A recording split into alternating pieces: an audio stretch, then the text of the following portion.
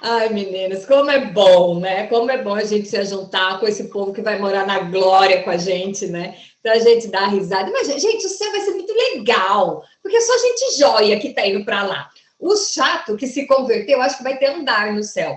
Para o chato antissocial vão ficar de um lado e os vira-lata, como a gente, vai ficar em outro, né? Muito bom estar aqui com vocês e nós vamos continuar nosso estudo de Mateus.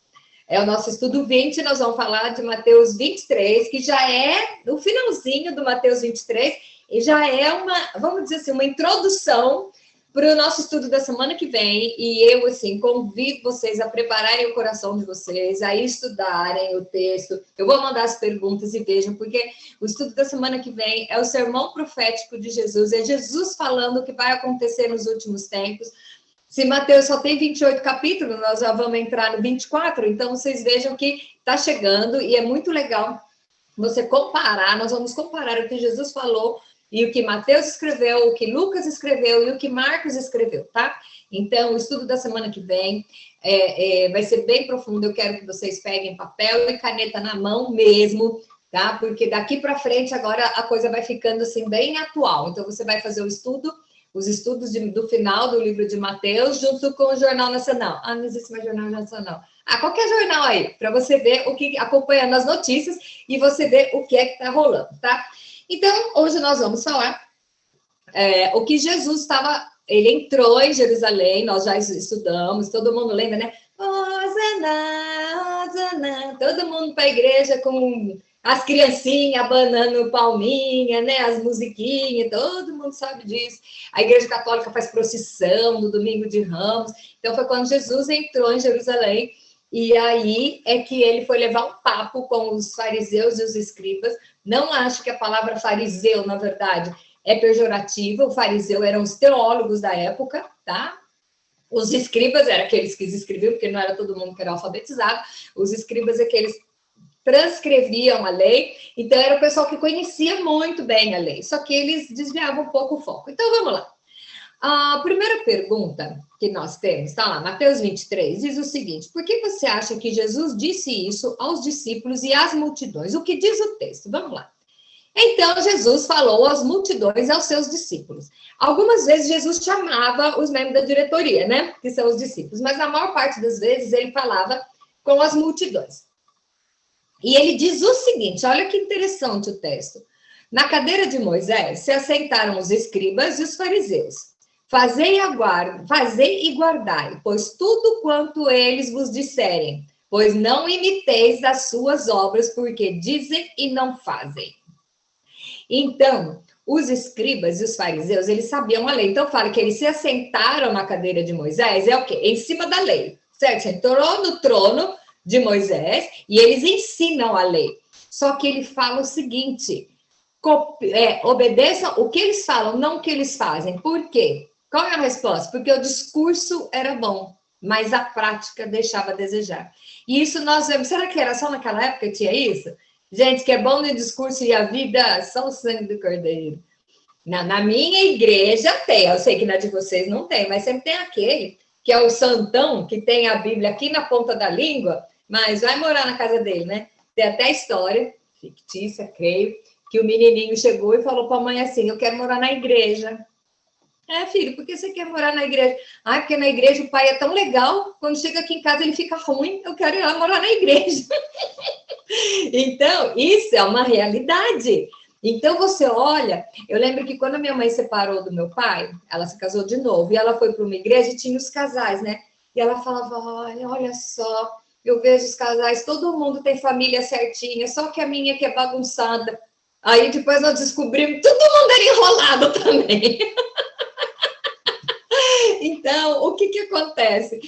Todos nós temos as nossas lutas, todos nós temos os nossos percalços, porém, os escribas e os fariseus, eles ensinavam uma coisa e faziam outra. Porque a lei, você não consegue obedecer à lei. Se não fosse por Jesus, a gente estava tudo ferrado. Porque se não obedecer à lei, vai queimar no inferno, entendeu? Você não consegue obedecer à lei. E os judeus, gente, vocês não sabem, eu até sabia o número. Eu vou olhar para vocês. Depois eu ponho na descrição do vídeo lá no YouTube. Eles pegaram os 10 mandamentos, eles desdobraram não sei quantas as leis. É uma coisa impossível de você cumprir, tá? E, no entanto, tem que vir Jesus para resolver essa parada. Mas o discurso era bom. Então, o que Jesus fala? Escute o que eles falam, mas não os copiem, né? Não faça o que eles fazem. Então, é porque o discurso era bom, mas a prática deixa a desejar. Segunda pergunta. Qual o comportamento deles? Aí nós vamos ver o que é que eles faziam, gente. Atam fardos pesados e difíceis de carregar e o põe sobre os ombros dos homens. Entretanto, eles mesmos nem com o dedo querem remover. Praticam, porém, todas as suas obras com o fim de serem vistos pelos homens, pois alargam os seus filactérios e alongam as suas franjas. Nossa, sabe o que é isso? Os filactérios. A túnica, quem já viu um talit? Que é aquele branquinho que o judeu usa, que tem umas franjinhas embaixo. É isso aí, tá? Os filactérios e a franja, aqueles negocinhos que o judeu sabe, que é branquinho, tem a estrelinha, geralmente é desenhadinho de azul. Então, isso aí é um talit. E ele tem as franjas. Então, ele fala que eles, em vez de carregar, obedecer, carregar o fardo que eles mesmos impõem às pessoas, eles aumentam a franja da roupa deles, tá? Praticam, porém, todas as obras com o fim de serem vistos pelos homens. E isso nós vamos ver em Jesus falando lá no Sermão do Monte, aquele caso do hipócrita, né? Jesus fala lá em Mateus 6, ele fala do hipócrita, que ele vai orar no canto da praça, que ele vai dar esmola fazendo escândalo. Vejam como eu sou bom. Agora a gente tira selfie, né? Você vai ajudar pobre, leva a cesta básica e tira selfie com o pobre para falar, como eu sou bom. Mano do céu, além de você ter constrangido a pessoa, Deus olhou e falou assim, não era isso, errou algo, tá? Então, eles faziam isso. Aí eles falam, amam primeiro lugar nos banquetes e as primeiras cadeiras nas sinagogas, as saudações na praça e o serem chamados mestre pelos homens. Eu vou resumir uma palavra aqui. Qual era o comportamento deles? Palco. Você falou que na igreja tem palco. Ui, é altar. Mas tem muita gente que pega o altar e usa de palco. E você vê muito isso, tá? Em igrejas, numa região que tem um poder aquisitivo muito baixo. O que acontece aí? Você vai falar, é porque, o fulano, ele não conseguiu ser nada no mundo. Ele é empregado, ele ganha pouco, ele é semi-analfabeto, ele não tem nada com que se destacar. A sociedade já o discrimina, porque ele é uma pessoa simples, ok? Só que aí ele vai para a igreja, aí ele começa a enrolar a língua, falar, eis que te digo, quem sou eu, por exemplo, para dizer, não foi Deus que falou. Então, ninguém fala, então deixa ele aparecer. Então, acontece muito isso. As pessoas que precisam do reconhecimento dos outros são pessoas que têm algum complexo. Eu estou falando isso de igrejas em região carente, mas isso vem tudo quanto é canto. Conversando com uma psicóloga uma vez, ela disse que não existe complexo de superioridade. Não existe. Todo mundo que tem o complexo de superioridade, na verdade, é um de inferioridade muito desenvolvido. Você pode ver. Toda aquela pessoa que faz questão de poder e faz questão de mostrar, é porque, no fundo, ele tem uma carência emocional. Pode ver, analise isso aí. E o que acontecia com eles? Eles queriam ser, né? Minha franja é longa. A franja não é daqui do cabelo, né? É do talit, né? Eu sento nas primeiras fileiras, eu quero os primeiros lugares. Eu sou o do borogodó da sinagoga. Porém, a vida deles era deturpada. Você vê que Jesus fala sobre aquele moço que entrou na igreja e um orava e cantava e não sei o quê, e o outro batia a mão no peito e fala, tem misericórdia de mim, porque eu sou pecador. De quem que Deus ouviu a oração? Daquele que se prostrou diante da soberania de Deus, tá? Então, quando a gente fala que bem-aventurado, nas bem-aventuranças, está lá no Mateus 5, os humildes de coração, o humilde é uma pessoa que reconhece que é dependente. Então, esses fariseus e escribas, eles não se achavam que eles eram dependentes do Senhor, eles já estavam no topo. Os escribas, então, gente, melhor é eles que tinham a palavra na mão. Esse povo vai ver o que eu escrevo. Como eu sou o máximo. E Jesus está censurando a eles, tá? Então, os escribas e fariseus daquela época, por esse comportamento, acho que não existe mais hoje em dia, né? A gente não conhece ninguém assim, né? Que faz questão de ser chamado do super, hiper, mega, power santo, né? Ok, vamos lá. O que eles fazem? Eles cobram dos outros coisas que eles mesmos não são capazes e nem querem cumprir, tá? Essa é a resposta da segunda pergunta. Vamos lá. Nos versos de 8 a 12, o que Jesus diz sobre cargos e títulos? Sabe crachá? Ai, quem assistia a Jô Soares lembra de um quadro que tinha cara crachá, cara crachá. Ah, vocês lembram? Vou saber a idade de vocês depois se eu ver as risadinhas, tá? O que acontece? Jesus vai falando sobre os títulos, tá? Vós, porém, não sereis chamados mestres, porque um só é mestre. E vós todos sois irmãos. Então, não importa que ponto que eu estou da cadeia alimentar, eu sou irmã do meu irmão. Não importa se ele é mais culto na palavra ou menos culto, eu sou irmã no mesmo nível, ok? Ninguém sobre a terra vos chamai de pai, porque só um é vosso pai. Aqui não está falando, gente, do pai que casou com a mãe para você nascer. Não, aqui está falando da liderança na igreja, tá? Nem sereis chamados de guias, porque um só é o vosso guia, o Cristo.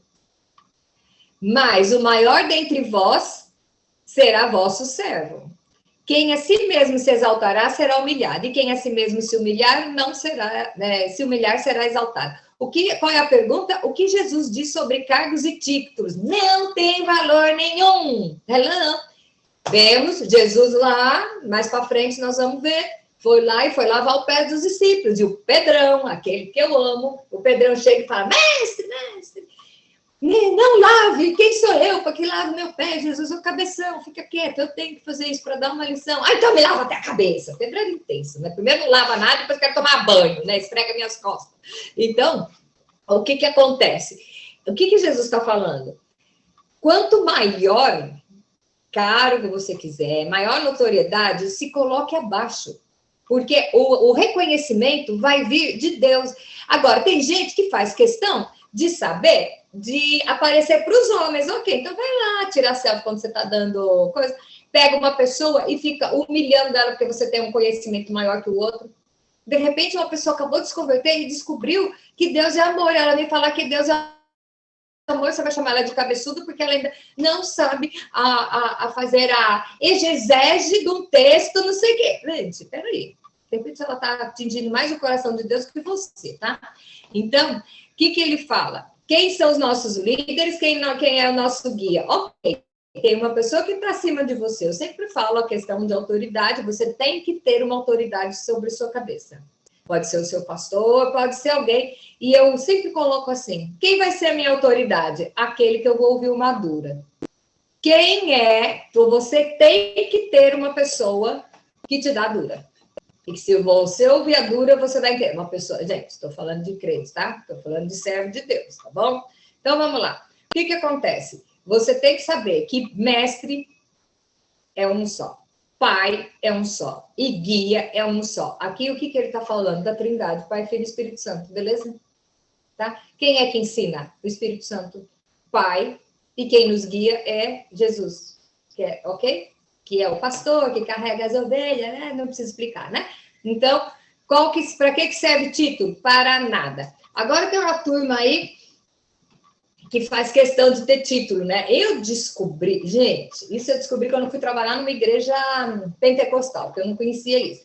Para mim, missionário é o quê? É o cara que vai fazer missão. Aí eu descobri que nessa igreja, missionário é um cargo. E você é promovido. Eu já acho tão engraçado, porque tem um que é chamado para missionário, outro é chamado para pastor, que é cuidar das ovelhas, e tem um que é chamado para ensinar. Então, não é hierarquia. São os dons, são os cargos, mas nessa igreja era. Então, uma falava assim, ai, mas você é missionária, porque você ainda não foi promovida a pastora. Mas, gente, eu estou muito preocupada com isso. Então, às vezes, eu me pergunto, quem você é? Eu sou a Kátia, um prazer. Filha do seu Milton Coque, casada com o Joey Garcia. É isso aí, tá? Então, para que serve o título? Para nada, tá? É o que Jesus está falando. E agora, ele vai falar, nós temos os ais. Você sabe o que quer dizer quando a Bíblia fala ai? Ai é de doer. Ai! É isso aí, tá? O que que é? Quer dizer, coitado, pobrezinho, vamos ter pena de. É isso que quer dizer o ai. Então, aqui nós temos a pergunta 4, vários ais, e nós vamos explicar o que é que fala que você não pode ter. Ai daquele que acontecer tal coisa. Ai daquele é o quê? Se continuar assim, vai se ferrar, entendeu? É isso que está dizendo. Então, está lá no versículo 13, o primeiro, que na nossa, quem recebeu o nosso questionário está lá. Pergunta 4, aqui temos os ais, e quais são eles? O A é o versículo 13. O que Jesus fala? Ai de vós, escribas e fariseus hipócritas, porque fechais o reino dos céus diante dos homens, pois vós não entrais, nem deixais entrar os que estão entrando. Olha que pesado isso. Os escribas e fariseus, eles põem tanto peso no povo que acaba fechando a entrada deles. E aqui Jesus está falando, nem vocês vão entrar. Mas Jesus é muito sério que quando fala que ai daquele que servir de pedra de tropeço para algum dos pequeninos é melhor que amarre uma pedra de moinho e se jogue no fundo do mar, quer dizer, se mata, do que você ser um empecilho. E aqui ele está falando, ai de vocês que fecham a porta do reino dos céus para os homens e nem vocês vão entrar e não deixam eles entrarem, tá? Por quê? Põe um peso maior eu acho até que acaba. Aí tem uma palavra que meu avô falava, desacorçoar. Eu não sei se essa palavra é muito conhecida, mas até desanima, né? É tanto peso que tem que carregar que a pessoa desiste de ser crente. Não, tô fora, não dá para mim. Então, quem é que vai pagar isso? Quem vai pagar pela alma daquele que se perdeu? Os fariseus hipócritas, ok? 14. Ai de vós, escribas e fariseus e hipócritas, porque devorais a casa de viúvas e para justificar fazei longas orações e por isso sofrereis juízo muito mais severo. Isso quer dizer o quê? O que é devorar a casa da viúva? Naquela época, mulher não podia trabalhar. Então, uma mulher viúva, a igreja tinha que sustentar. E eles tiravam, gente, roubava das viúvas. Aí, para justificar, fazia longas orações. Quem nunca viu alguém que cobra para orar? Aqui, assim, né? Nós, a gente não conhece ninguém. Existe aí, em qualquer universo paralelo. O profeta, eu vou lá orar por você, me dá tudo que você tem e eu vou fazer uma oração, ó. Oração profética, é isso que te digo, Deus tem uma obra maravilhosa na sua vida, Ele vê as suas lágrimas no secreto, mas amanhã você vai estar sorrindo, tenha paz, amém. Ó, que coisa brilhante, isso aí é para todo mundo. E vai e depena a coitada da viúva, tá? Então, aqui ele está falando, escribas fariseus, vocês são hipócritas, porque devorai a casa das viúvas e para justificar, fazeis longas orações. Olha o que vai acontecer, gente, não é a Cátia que está falando, não é o pastor, não sei quem, não, é Jesus. Sofrereis juízo muito mais severo. Ok? 15. Ai de vós, escribas, fariseus e hipócritas, porque rodeais o mar e a terra para fazer um prosélito. Uma vez feito, o tornais filho do inferno 2 vezes maior do que vós. Isso aqui é os que desviam as pessoas da palavra. Sabe por quê? Veja bem. Suponhamos que eu sou a líder de vocês, certo? Mas eu tenho lá o meu pecadinho. Deixa eu achar aqui qualquer coisa aqui que pode ser. O meu pecadinho de estimação, usar batom vermelho. Ai, que lindo, gente, tá? Usar batom vermelho. O meu pecadinho, vamos supor que é usar batom vermelho.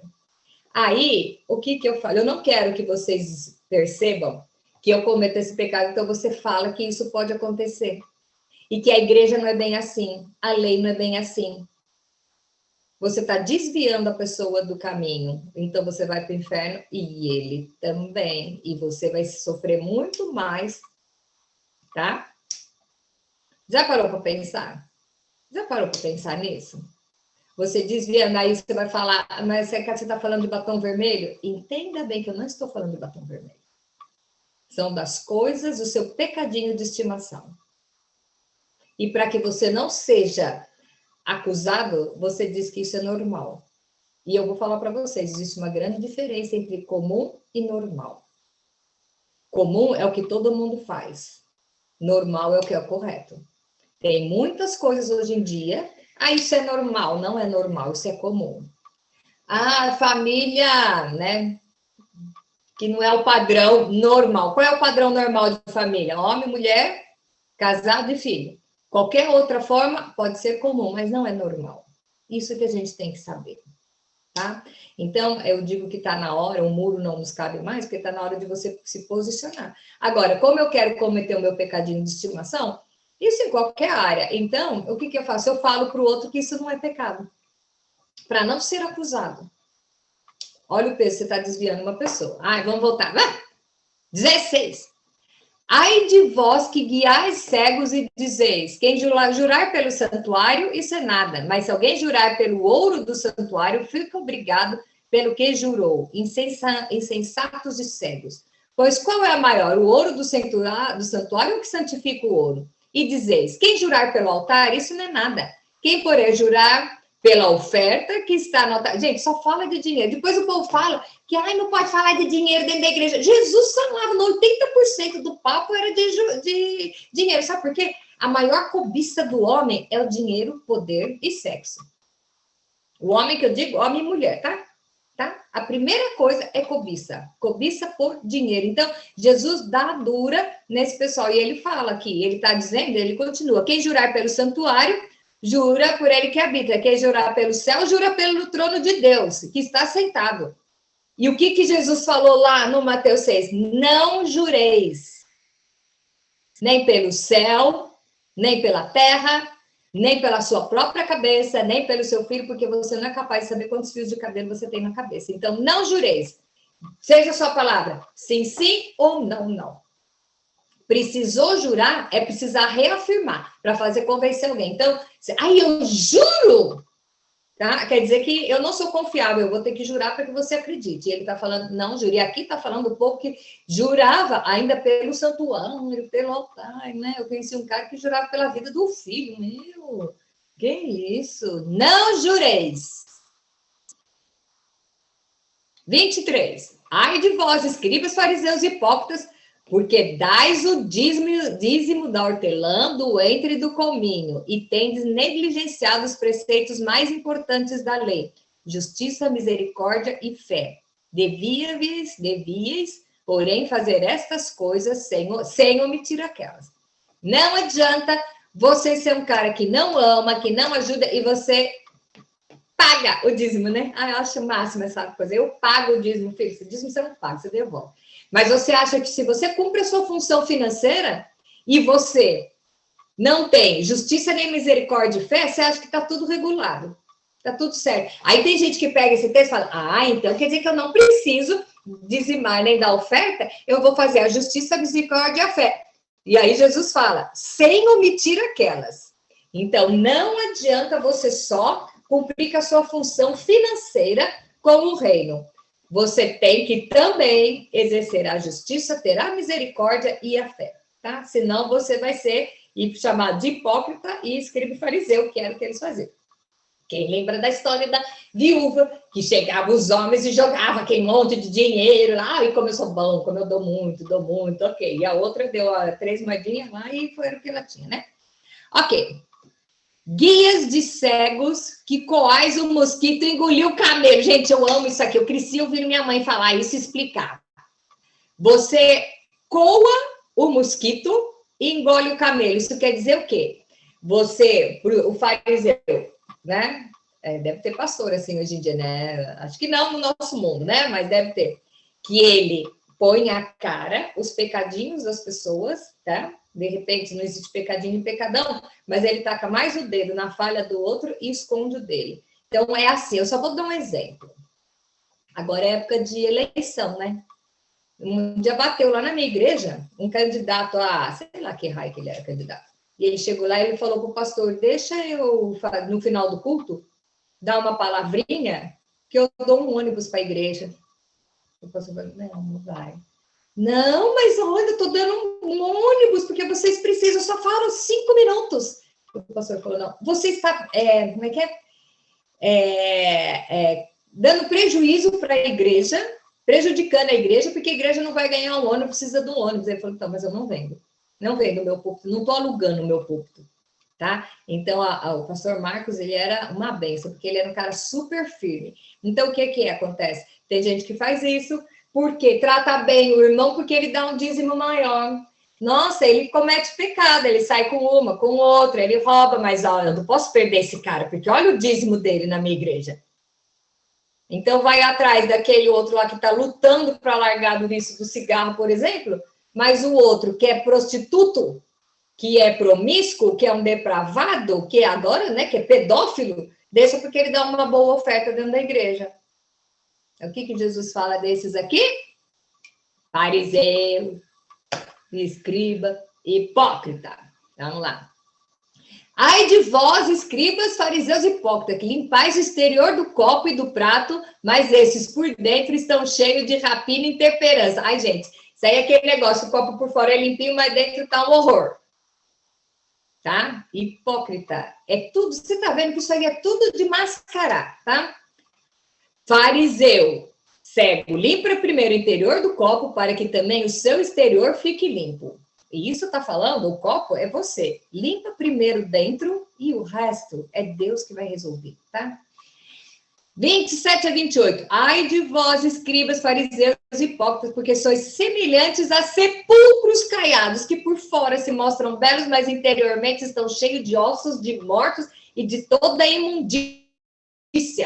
Assim também vós exteriormente pareceis justos aos homens, mas por dentro está cheio de hipocrisia. Sabe o que é dizer sepulcro caiado? Sabe o que é caiar?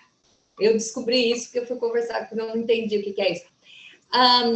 Às vezes você não vai pintar. Sepulcro, por exemplo, o que você faz com... Agora nem tanto, né? Porque eu acho que põe na gaveta, ou no cimento, não sei como é que é. Mas antigamente, você tem que pôr cal para o cheiro não sair.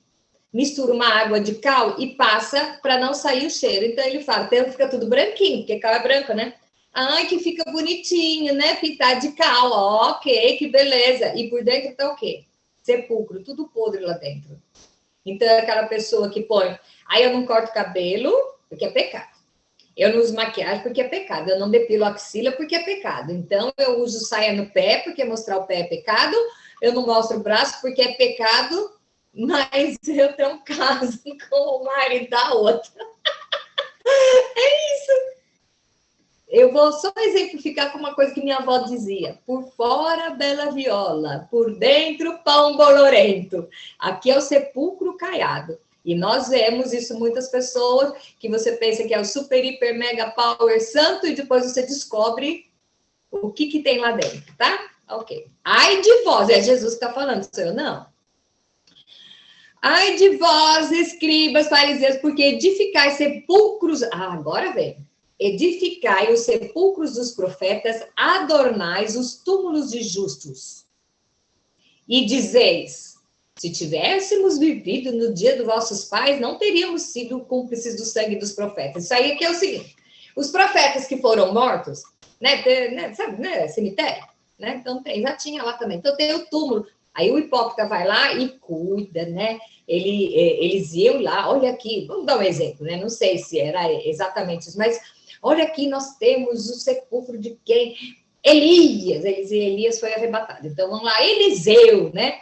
Ele foi enterrado aqui, vamos cuidar do túmulo dele, não sei o quê. Ah, se fosse na minha época, eu faria diferente.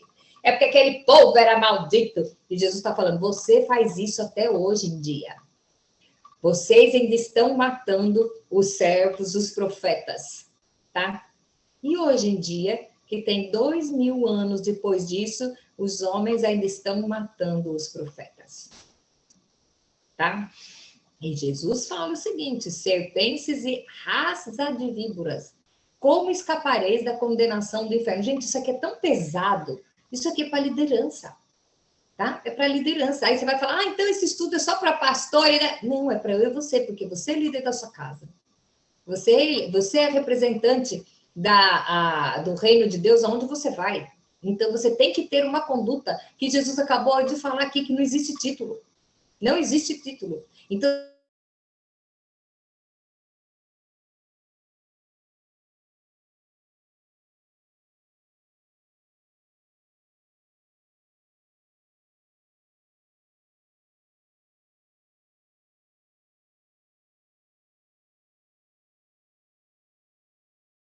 por que que Deus ainda manda? Gente, olha que louco isso. Por isso eis que vos envio profetas, sábios e escribas. A uns matareis e crucificareis, a outros açoitareis nas vossas sinagogas e perseguireis de cidade em cidade, para que sobre vós recaia todo o sangue do justo derramado na terra, desde o sangue do justo Abel até o sangue de Zacarias, filho de Baraquias, quem matasse entre o seu santuário do altar. Então, o que que acontece? Deus ainda continua mandando para... os que são mandados e que morrem são os mártires, nós sabemos. Se você estuda o Apocalipse, você vê qual é o lugar dos mártires no céu, tá? Então, com eles está tudo certo. Mas e você? Qual é a atitude que você está tendo ao reconhecer que é um profeta de Deus e você está matando porque ele vem falar uma coisa que, de repente, vai contrário àquilo que você quer, para você sair da zona de conforto. Então, eu já ouvi dizer que é o seguinte, que a minha palavra é muito ruim, porque eu sempre termino de fazer o meu estudo e coloco um desafio, eu fico jogando, e as pessoas querem, o mundo já é tão ruim, que elas querem ter conforto dentro da igreja, quer se sentir bem e ouvir que Deus é amor. Gente, se você não estudar a Bíblia e for confrontado, isso é evangelho da maciota. Agora, eu não quero que você esteja comigo porque eu só falo que você é linda. Estamos estudando junto, e por muitas vezes, a maior parte das vezes, o estudo que eu faço, e eu passo para vocês, primeiro está batendo em mim. Está batendo em mim. Tá? Então, esse negócio do evangelho, do Jesus morreu na cruz para te salvar, o resto vai ser tudo bem, venha como está, ok, venha como está, mas não permaneça como está. Desenvolver a vossa salvação. Tá? Então, o que você tem que fazer? Identificar quem é que está usando a palavra para falar. Não, só passa a mão na minha cabeça, fala que está tudo certo. Aí o importante é amor. Qualquer forma de amor vale a pena. Se o fulano ama matar o outro, tudo bem. É assim? Ai, eu amo matar um. Como é que é? Ai, eu amo todo mundo. Uns eu amo longe, uns eu amo perto. É tudo amor, vale a pena. É a história do politicamente correto, que é o normal e o comum. Então, a resposta é, por que Deus continua mandando para que eles fossem testados como agiriam? Caso maltratar alguém, que recaia sobre eles toda a sua maldade que fizeram com eles, ok? E agora, para encerrar, a última pergunta, 6, ela já é uma prévia do nosso estudo da semana que vem. O que Jesus viu em Jerusalém? Aí, depois que ele falou isso, ele olhou e falou, Jerusalém, Jerusalém, que mata os profetas e apedreja os que te foram enviados. Quantas vezes eu quis reunir os teus filhos como a galinha junto os seus pintinhos, debaixo de suas asas, e vocês não quiseram. Eis que a vossa casa ficará deserta. Declaro-vos, pois, que desde agora já não me vereis, até que venhas a dizer, bendito o que vem em nome do Senhor. Ele viu o que Jerusalém ia fazer com ele. E junto com isso ele viu a sentença. Isso entristeceu. Faz parte do estudo da semana que vem. O que aconteceu com Jerusalém? Jerusalém foi praticamente destruída. O templo foi destruído. Tanto que o Muro das Lamentações é uma parte do templo que ficou. Jerusalém perdeu o nome, não era mais cidade, tá? Jerusalém acabou e ficou vazia, porque tipo, por causa das guerras, e foi tirar tudo. Por que aconteceu isso com Jerusalém? Aí vocês me perguntam, por quê? Por quê? Porque eles mataram o Messias. Olha o peso. E eu vou falar algo aqui que é a minha visão. Isso digo de mim e não do Senhor, ok? O Holocausto. O Holocausto foi um horror. Foi um horror. Tá? O que os alemães fizeram com os judeus foi um horror. E eu te pergunto, por que Deus permitiu que isso acontecesse? Foram os judeus que mataram o Messias.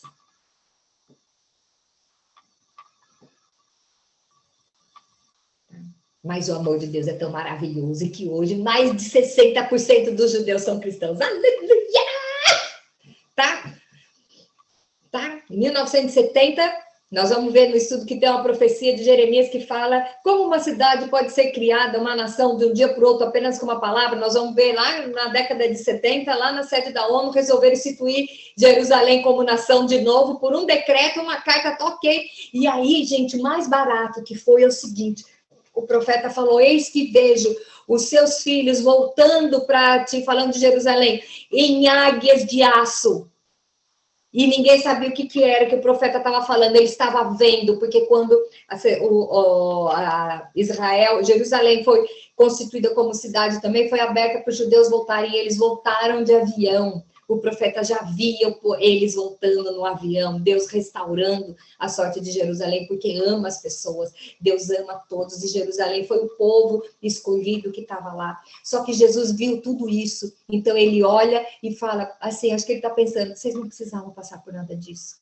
Vocês ainda têm a oportunidade de fazer uma escolha. E eu pergunto, qual é a escolha que você está fazendo hoje, que vai definir o seu futuro? Hoje, nós estamos começando a ver o princípio das dores, e a partir da semana que vem, você vai ver o que vai acontecer com Israel. O que vai acontecer. Então, uma atitude que você tem hoje vai refletir no seu futuro. Você pode escolher o que você faz, mas você tem que engolir a consequência. Sabe, você colhe o que você planta. É bem assim. Eu estava assistindo uma série que nem é gospel, tá? Uma série aí espanhola que é muito interessante, que diz assim, não é, dinamarquesa.